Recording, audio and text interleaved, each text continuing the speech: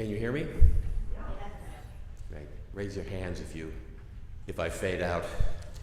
I'm Todd Hibbard, and I want to talk about our Mistakes and Miracles UUA shared read discussion on February 5th. We talked about history. And Karen and Charlene asked us two provocative questions. What stories do we tell ourselves?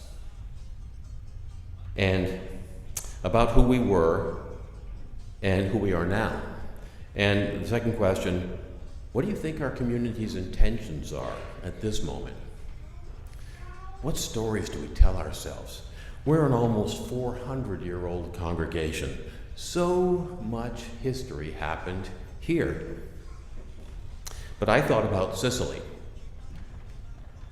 Our Mistakes and Miracles discussion happened a week before Rob Hardy's wonderful sermon about Sicily, but I had already known about her. The black girl enslaved by our former minister, William Brattle, was buried right next door in Cambridge's old burying ground. I remembered standing by Sicily's grave on Gloria Korsman's walking tour of First Parish history, a tour which centered historically marginalized voices. And I remember being fascinated to learn that Sicily's is the oldest known monument to a person of African descent in North America. And it was striking to stand there and to notice that hers was one of only two gravestones in that whole section of the graveyard. A few thousand square feet that was otherwise empty, just grass, no markers at all. The section was reserved for enslaved people and other marginalized people, literally marginalized. It was off in the back corner of the burying ground. Either they were too poor to afford grave markers, or their markers had been made of wood and don't survive, literally erased. Sicily's finely carved, though small, gravestone may have been paid for her by members of the Brattle family that had enslaved her, though her grave is located far from the Brattle family burials and tells us nothing of her own family. Gloria's tour also included the home of a particular hero of mine, Mary Walker. Mary was a formerly enslaved person who escaped her enslavement in North Carolina and made her way to Cambridge, where she worked as a seamstress. The Howe family, who were members of First Parish, helped Mary to buy a house on Brattle Street. Today it's the Center for Adult Education. Mary hoped that owning her own home might help her reunite with her children, whom she had been forced to leave behind. And she did reunite there with two of her three children after the Civil War. And the house stayed in her family for 3 generations. I have to confess, I was a little disappointed when I learned that Mary was a member of the old Cambridge Baptist Church and not First Parish. I shouldn't have been surprised. Old Cambridge Baptist probably felt closer to Mary's own faith tradition. But was there something we were doing or failing to do that made Mary feel that she'd be more welcome, more comfortable somewhere else? Our congregation, like many at the time, had been divided on the issue of slavery and abolition. And our minister, like many, had been silent on the question, perhaps so as not to offend anyone in the pews. It does make me think, what are we doing now? What are we failing to do to make newcomers feel welcome and comfortable here? On Sundays in the meeting house or in the parlor, I find myself looking around and asking myself, who's new? And do they feel welcome? And serving on First Parish's board, I try to be mindful of Gloria's example, staying mindful about centering marginalized voices. Those are some of the stories we tell ourselves, but what about that second question? What are our community's intentions?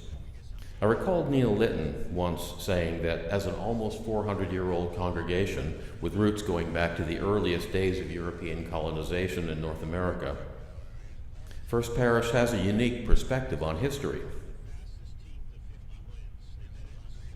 the history of the region and the country, including our history of enslavement and erasure of indigenous people and people of African descent.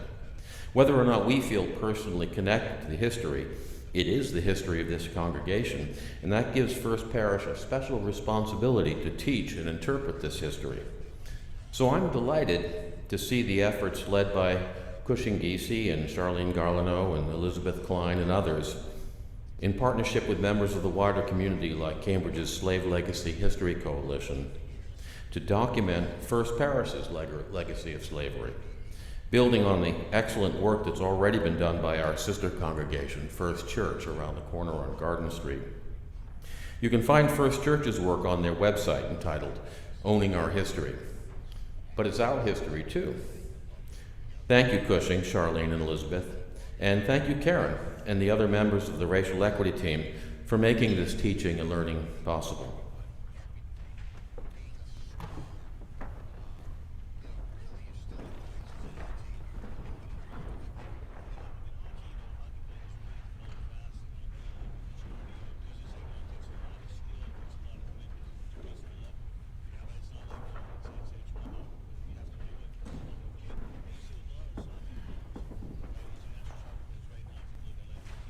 Good morning, everyone. I'm Sylvia Wheeler. It's wonderful to hear how those of us who are able to participate in the Mistakes and Miracles discussions have come away with something meaningful for all of us to share this morning. When we learned that Mistakes and Miracles would be the UUA National Common Read this year, I was overjoyed. First, I was thrilled for this great acknowledgement of the work of our own congregant and dear friend, Karen Lynn, and her co-author, Nancy Palmer-Jones. I was also excited as a member of the governing board that this was a chance to work with Karen and the racial equity team to revisit our own congregational story that's featured in the book. We all know that we have been through monumental changes in our country and in the world these past 3 years.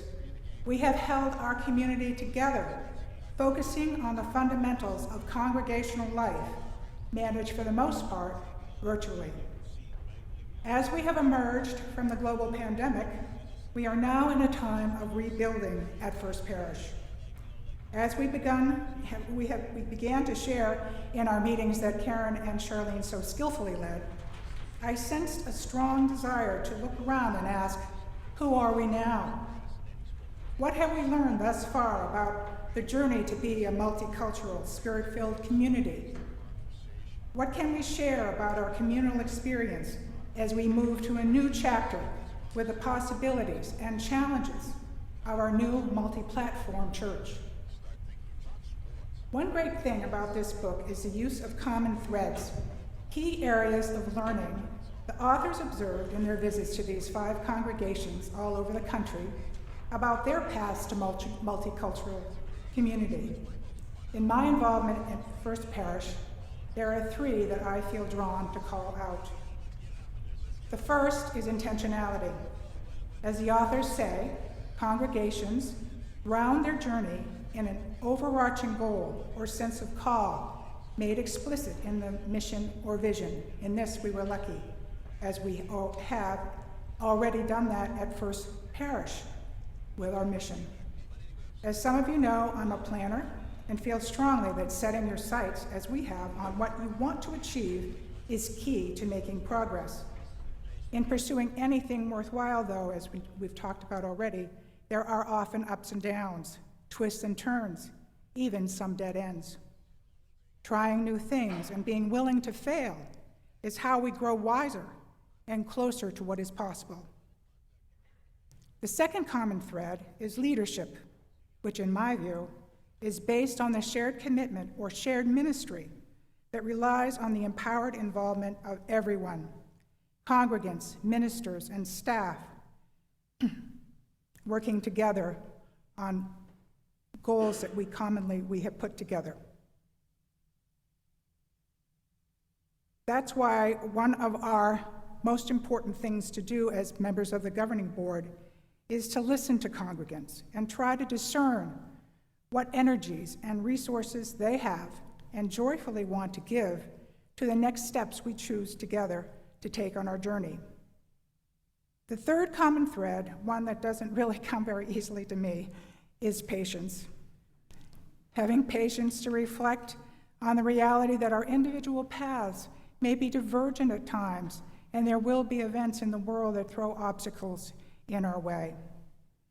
But with patience, persistence, humility, and time for reflection, we can start to see how our individual paths actually are intersecting in the love we want to give to each other, our community, and the larger world.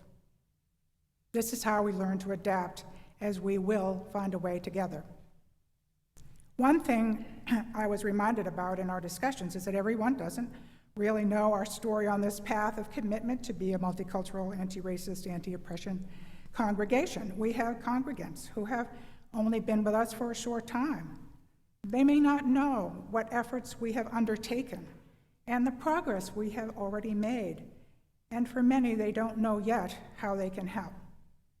One of the things we have learned during the pandemic years is that intimate sharing of our own stories in small groups is powerful in holding our community close and in giving many of us the strength to keep up our sense of hope for the future. As we embrace being together again, both online and in person, may we continue to learn about each other, where we have been and where we would like to go. We are also at a time where we are challenged to dig deeply into the story of our history, as a congregation has Todd so eloquently discussed. We now have the chance to better understand our legacy of slavery and its tragic history. What this history means to us personally and as a community, with the exemplary work of the First Church in Cambridge, that was once a united part of our congregation, and the scholarship of the Harvard Slavery Project. This poignant opportunity for reflection can help to propel our understanding of who we are and can be now. I hope you will all check out the great new section of our website developed by Charlene and the Racial Equity team that details how to access these resources so that we can all learn more together. As Reverend Rob so eloquently spoke about the work ahead in understanding the legacy of slavery for First Parish, if we do not like the ending of the story, write another one. We have that chance to embark on a new story that we shape together from our shared values and the courage we build from our bonds of community and its groundwork in love. I thank Karen and Nancy for providing some invaluable guideposts for our journey. Thank you, Karen, again. So in that, I know that we have our closing hymn, which is very well chosen, Answering the Call of Love.